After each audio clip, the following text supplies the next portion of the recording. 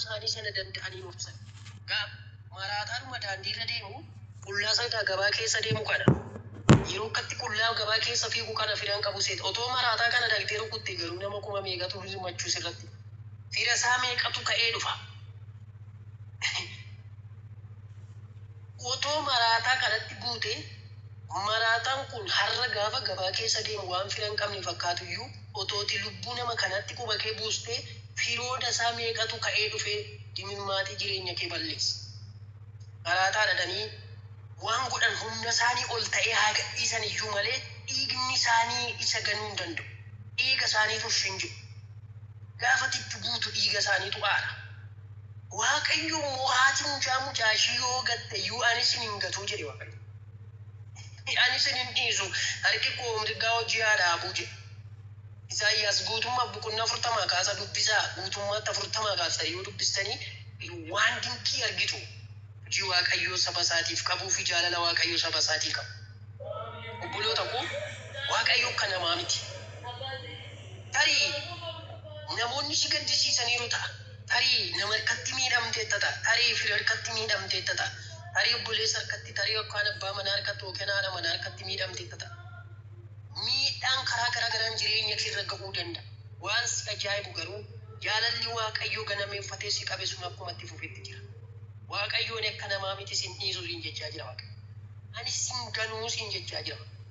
Kakuun koo dhaabbataadhaa jechaa jira Waaqayyo. Qaayil gaafa Abeeliin ajjeesu Waaqayyo akkas jedhe Qaayiliin. Uumaa boqonnaa 4 deemtanii yoo dubbistan. Qaayil jedhe dhiigni obboleessa kee natti iyyaa jira. Egaati dachee dhiiga obboleessa kee dhangalaaftee irratti jooraaf targadeeni booddee nama sitti bu'ee dachaa torbaan gumaarraa barbaadani. Kana jechuun dachaa torbaan gumaarraan barbaada. Ati jallaa yoo taate iyyuu ati yoo fedha kootii ala baatee wanta ani jibbuuf wanta ani jibbu yoo dalagdee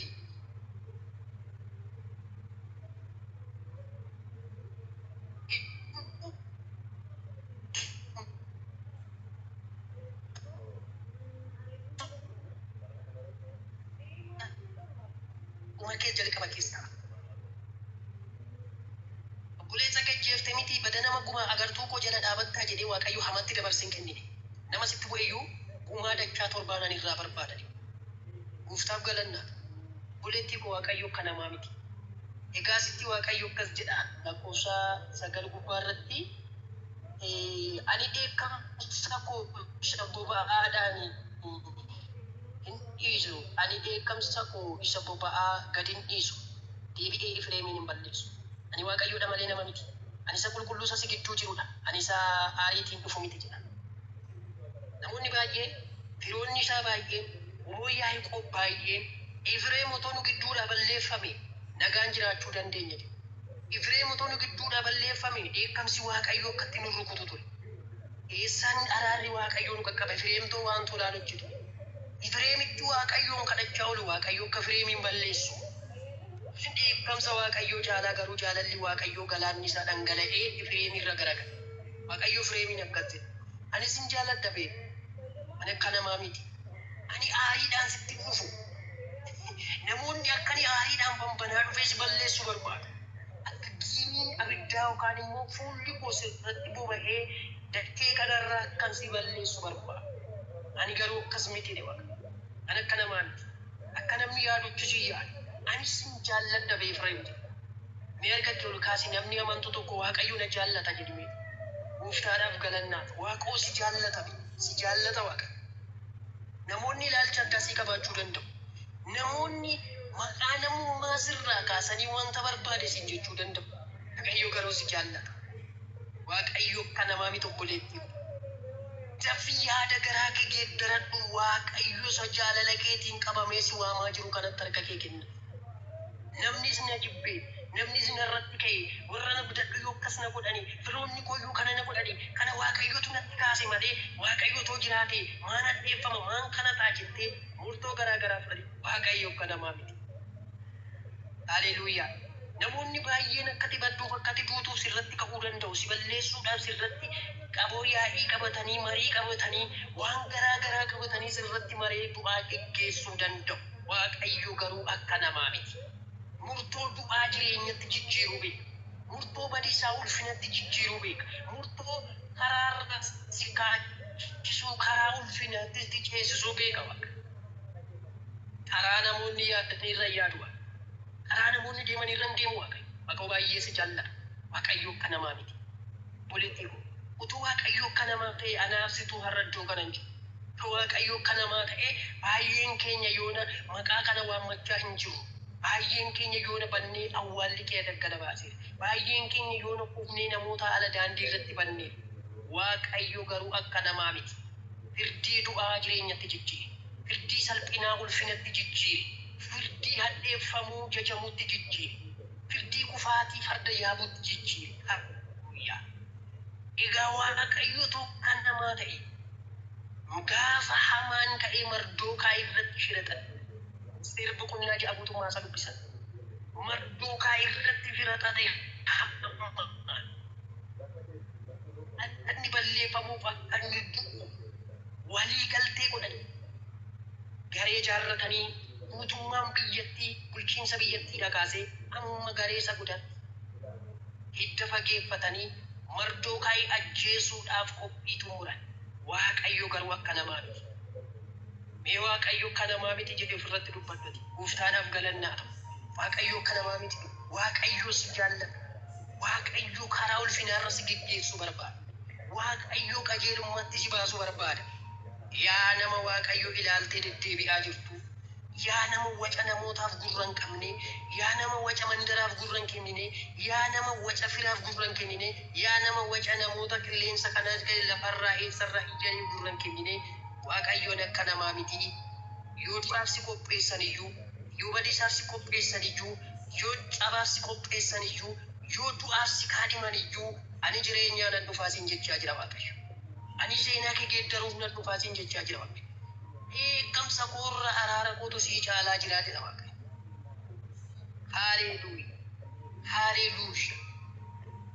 Mardookaay hin balleessina jedhanii fannoo qopheessanii marii qindeessanii guyyaa du'a isaa dhaabanii ajjeesuudhaaf mana mootummaatii waammachuu dhaqan. Waaqayyo garuu isa isaan du'aaf qopheessan, isa isaan qalmaaf qopheessan, isa isaan gubeedhaaf qopheessan lafaa kaasee farda mootii irra kaa'e Waaqayyo.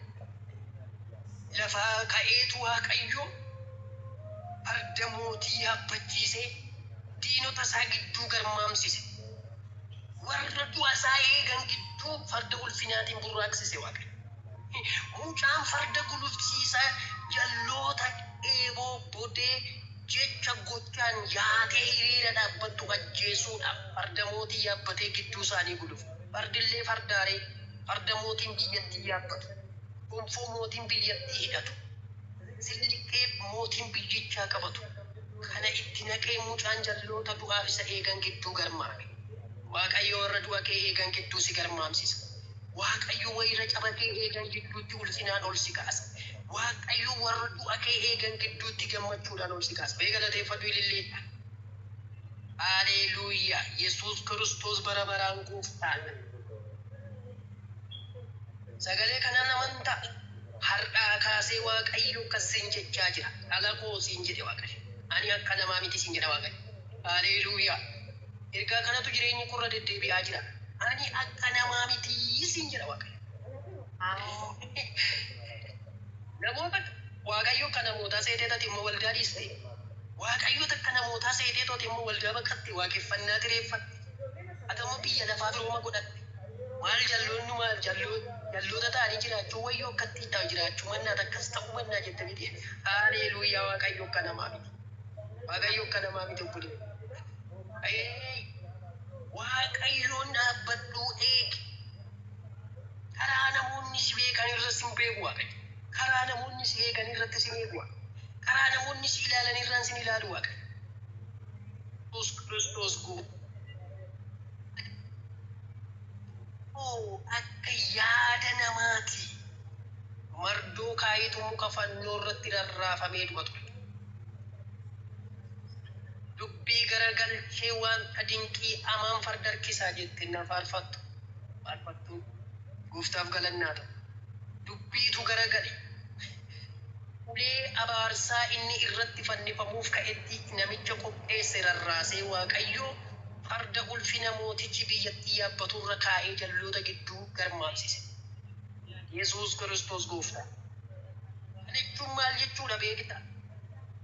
Mardookaay qulqulluudha, Mardookaay cubbuun qabu, Mardookaay nama gaariidha. Kana Yihuudoonni cubbuu godhaniin beeka, Yihuudoonni garraamotadha. Kanaaf irra gore miti Waaqayyo. Waaqayyotu warra namni dabarsee du'atti kennu jireenyatti kennuu beeka. Warra namoonni salphisuu barbaadan ulfeessuu beeka. Warra namoonni lafatti makuu barbaadan ol kaasuu beeka. Maaliif hojjette? Hojiitu kan isaati malee kan kee miti.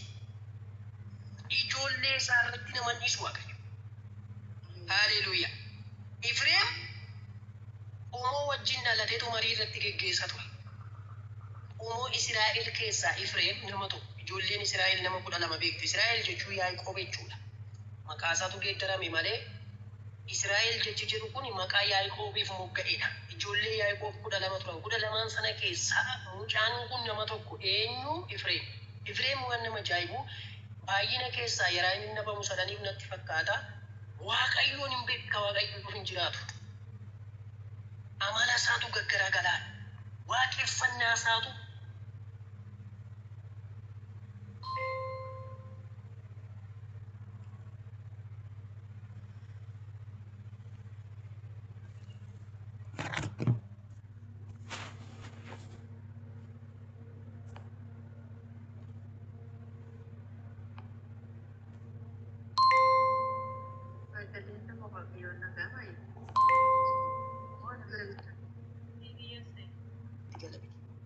namuma kaanii ba'ee muluu wangeelii dhageetu fayyamiti. Nama muluu wangeelii ba'ee maqaan Yesuusii dhufee fayyamiti. Nama muluu wangeelii keessa taa'ee yaada garaasaa geeddarateetu fayya. Nama iddoo taa'u taa'ee waldaa geeddarachuurra yaada isaa geeddarachuu irratti xiyyeeffatu barbaada. Haleluuyaa. Sagaleen kun dhaga'amu? Sagaleen kun dhaga'amaa jira ta'e mallattoon ni kenna.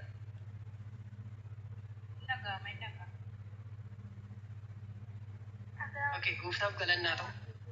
Kanaaf obboloota koo jireenya keessan jijjiirrachuu irratti xiyyeeffachuu qabdu. Waaqayyo akka namaa miti. Waaqayyo akka namaa miti. Cubbuu godheera fuula Waaqayyo akkamittan dhaabbaddaa? Yakka godheera akkamittan nageechi dhaabbaddaa? Akkam namoonni tokko cubbuu godhaniiru taanaan waldaa dhaquu sodaatu. Fuula Waaqayyootti dhiyaachuu sodaatu. Waaqayyo akka namaa miti. Waaqayyo araara qabeessa. Waaqayyo yoomiyyuu fuula aariidhaan saba isaatti deema. Waaqayyo yeroo kamiyyuu eeboo qabatee gara saba isaan dhufu.